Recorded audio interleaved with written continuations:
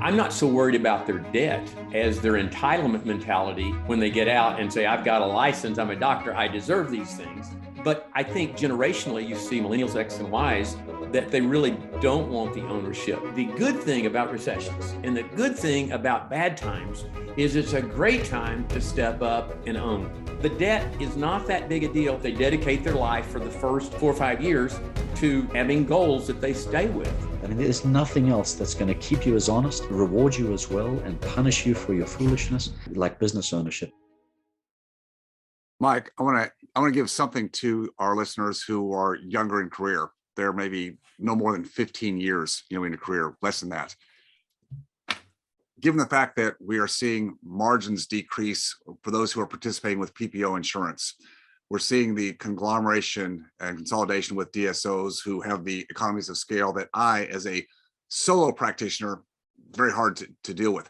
What advice could you give to those who have a longer runway and they're not ready to take advantage of an exit anytime soon? What do you see the future for them? What should they be considering, Mike, in terms of a longer ability to stay within profitability and not be harangued by decreasing margins and profitability?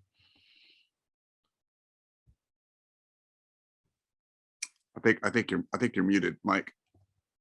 Yeah, there you go.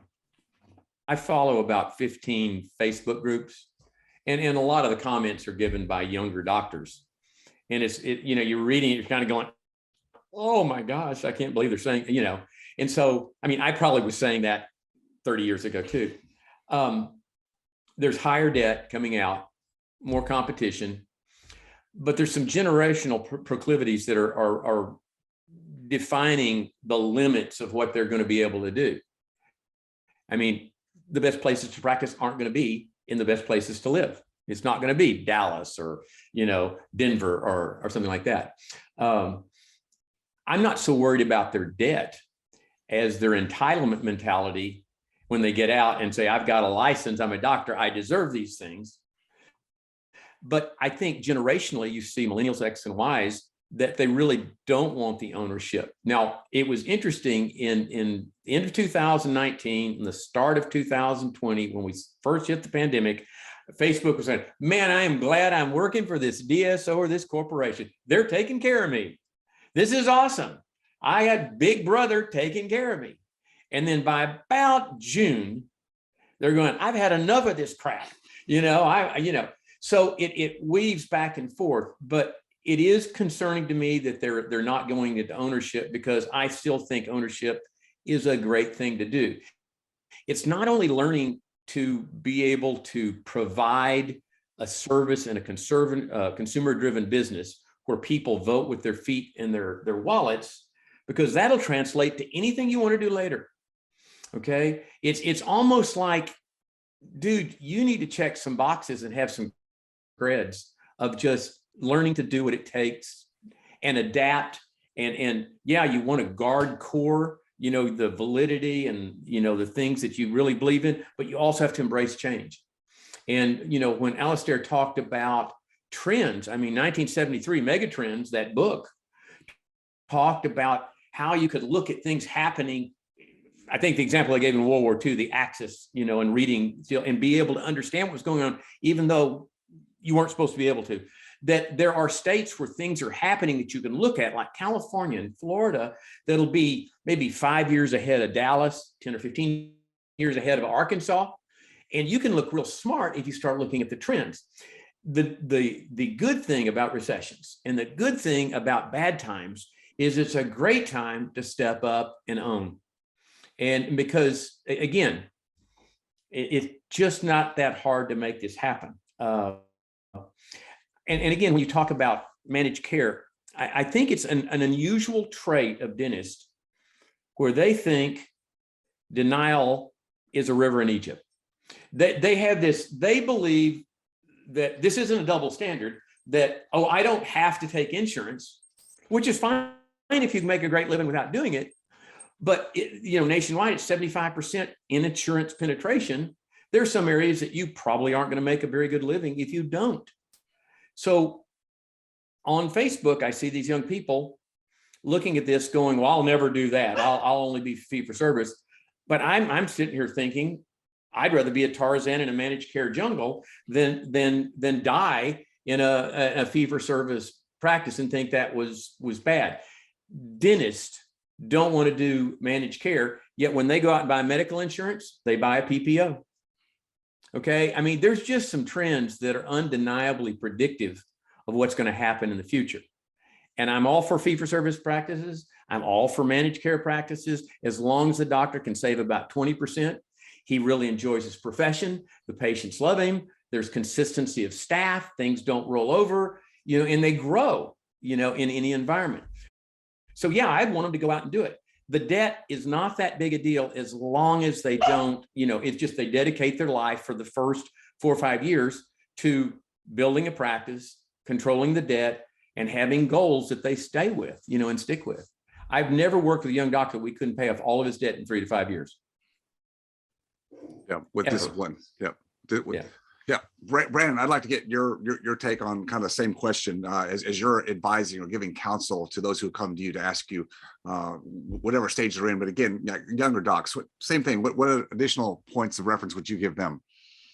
I mean, I agree with Mike in that practice ownership is still the best avenue to pursue in dentistry. And I love how he related it to other aspects of your life and just a better understanding of the world through business ownership.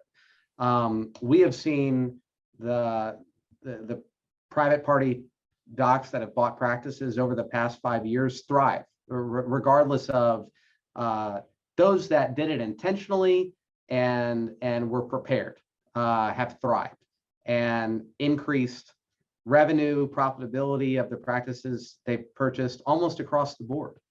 So I think it's still the best route for a young dentist to pursue. Money's cheap and relatively easy to get. And the DSO option is always out there later down the road if they want to take a look at it. And to kind of go back to some of the comments that Mike and Alistair have made regarding DSOs, from a seller's perspective, I love that you've got a really balanced panel and some of the information that they've given some of the people that are looking at the DSO option. I would say their comments should serve as a warning. And if you are going to pursue the DSO option, you've got to start with why.